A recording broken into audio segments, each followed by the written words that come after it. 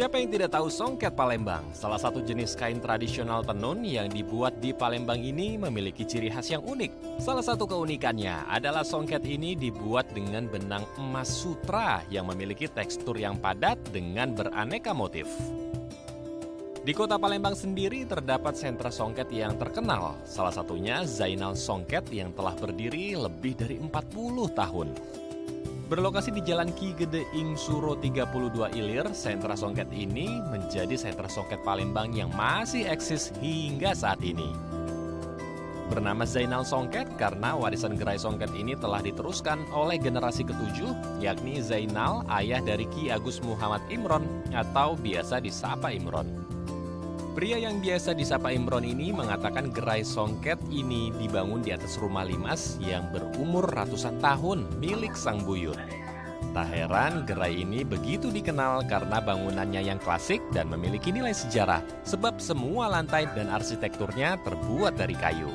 Pak Zainal itu memulai usaha songket ini, itu dia pertama dari orang tuanya atau nenek aku, itu namanya Cik Ipah. Beliau merantau dari Palembang ke Jakarta. Jadi Zainal Songket ini lebih dikenal dulu di Jakarta. Beliau merantau dan ikut pertama kali pameran itu di Jakarta. Jadi sampai dengan hari ini tuh sudah kurang lebih 40 tahun Zainal Songket ini sudah ada. Di gerai ini sedikitnya terdapat 70 jenis motif yang dijual, beberapa diantaranya motif naga besaung berwarna pink emas yang identik sebagai motif bangsawan karena sering digunakan oleh para raja-raja di masa lampau. Karenanya banyak dari para pelanggan menggunakan songket ini menjadi baju adat saat pernikahan karena terlihat elegan dan mewah. Tak hanya menjual songket dengan motif klasik, ada juga motif bintang berantai berwarna biru yang kekinian. Menurut Imron, agar tidak ketinggalan zaman, gerai songket miliknya perlu inovasi mengikuti tren agar laku di pasaran dan diminati kaum muda. Yang ciri khas songket Palembang itu dia selalu berwarna merah ya dasarnya dan selalu menggunakan benang emas, itu identik. Dan songket Palembang ini juga sering disebut ratunya kain, walaupun di semua provinsi ada kain-kain yang lain ya gitu. Jadi termasuk ratunya kain yang dimana memiliki kilau benang emasnya, motifnya pun yang beraneka ragam. Jadi yang membuat songket ini menjadi salah satu kain adat atau tradisional yang terbaik di Indonesia. Tak hanya menjual songket, Imron, ayah Zainal, dalam memproduksi songket, ia mempekerjakan para perajin yang merupakan warga sekitar.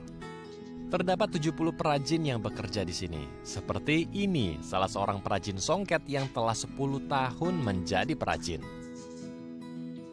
Ia mengaku membuat songket perlu ketelitian dan kesabaran, sebab dalam memproduksi satu songket memerlukan waktu sampai dengan 3 bulan. Tak heran bila songket asli Palembang yang ditenun dapat dijual jutaan rupiah. Kurang lebih 3 bulanan dari proses awal. Yang pastinya fokus ya, kalau nggak fokus kan motifnya bisa salah. Harus detail gitu. Imron mengatakan sang ayah Zainal begitu peduli pada tenun tradisional ini. Bahkan di gerai songket ini terdapat sebuah museum kecil yang memamerkan songket dengan umur lebih dari 300 tahun.